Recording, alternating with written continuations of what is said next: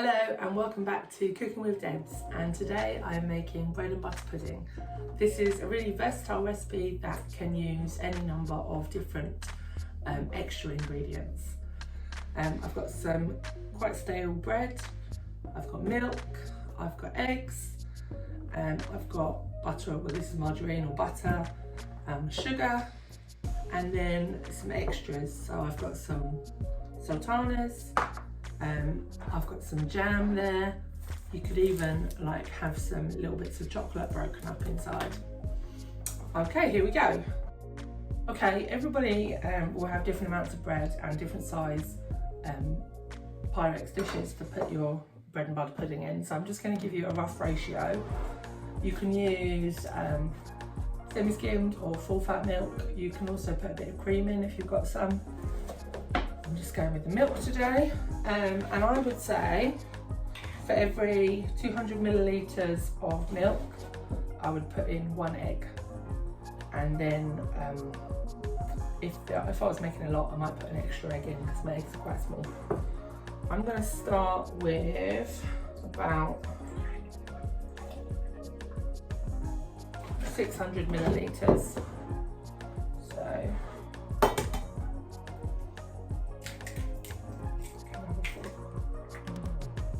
give that a good mix.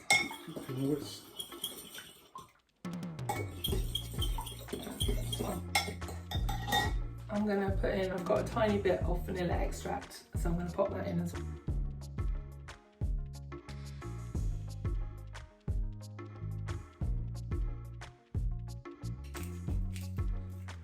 You can also add things like cinnamon or mixed spice. Or nutmeg's quite nice. I'm making a mess. Right, I've got that ready. We're gonna assemble. So start by laying your bread in to cover the bottom, and I always put the spread side down.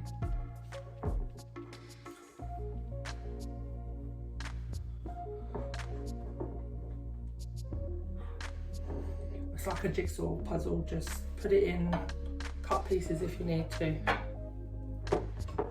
And there's the bottom covered. Next up, I'm going to add a little sprinkle of sugar and a little handful of dried fruit. Literally a small dish.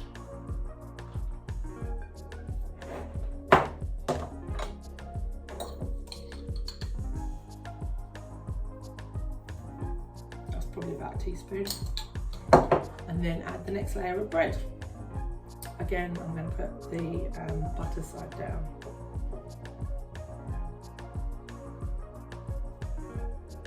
It's like a game of Tetris. It's in there. Some more dried fruit in this one. In this one, I'm going to put a bit of jam in.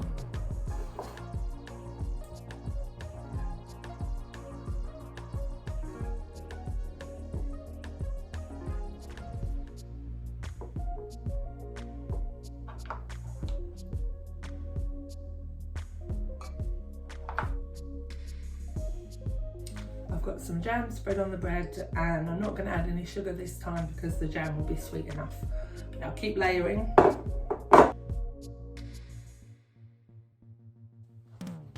that's about ready. You don't want the jam on the top because it will probably burn. Now to add the custard mix.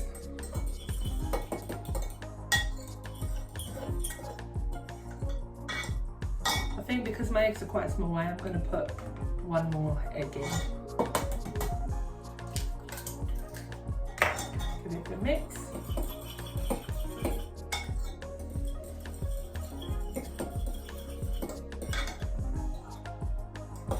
Now obviously this will need to cook in the oven, but it's something that you can put in on the bottom shelf when you're cooking something else. Once I've added the custard, I'm going to leave it in the fridge to just let the custard mix soak through everything. So it's something that you can make and then even cook the next day if you want to. Right, let's get pouring.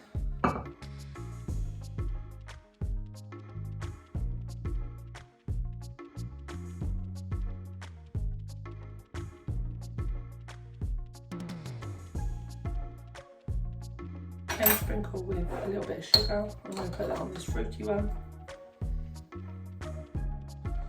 And that's it, that's ready just to sit, and I'll show you how it looks when it's cooked a bit later on.